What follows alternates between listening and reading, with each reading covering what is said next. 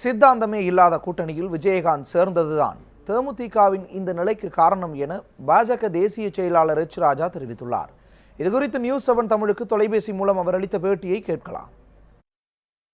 மக்கள் நல கூட்டணி என்பதே இந்த தமிழகத்தில் இருக்கின்ற ரிஜெக்ட் அண்ட் டிஜெக்ட் எலிமெண்ட்ஸ், நான் ஆரம்பத்திலிருந்து சொல்லிக் கொண்டிருப்பது, கம்யூனிஸ்டுகள் சித்தாந்த ரீதியாக எதிரிகளை சந்திக்க முடியாமல் படுகொலை செய்கின்ற கொலைகார கூட்டம்.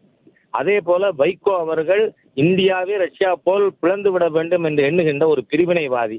ஆகவே மக்களால் புறக்கணிக்கப்பட்ட எந்தவித சித்தாந்தம் இல்லாத ஒரு கும்பலோடு யாருமே சேர விரும்ப மாட்டார்கள்.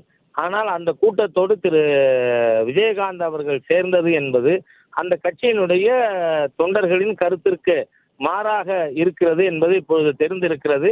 ஆனால் திராவிட முன்னேற்ற கழகம் மாற்றாக வர முடியாது, மக்கள் நல கூட்டணி மாற்றாக வர முடியாது. இன்று சரியான மாற்று தமிழகத்தில் மோடி அவர்கள் தலைமையிலே சிறப்பாக செயல்பட்டு கொண்டிருக்கின்ற பாரதிய ஜனதா கட்சி தான் என்பது என்னுடைய தீர்க்கமான முடிவு. அதை இந்த தேர்தல் முடிவுகள் நமக்கு காட்டும். நான் இந்த தேமுதிகவை பற்றி நான் பரிதாபப்படுகிறேன். இம்மாதிரியாக வைகோ போன்ற கம்யூனிஸ்டுகள் போன்ற மோசமான நபர்களோடு அவர் இணைந்து இவ்வளவு பெரிய கஷ்டத்தில் அவர் இருப்பது எனக்கு வருத்தம் அளிக்கிறது.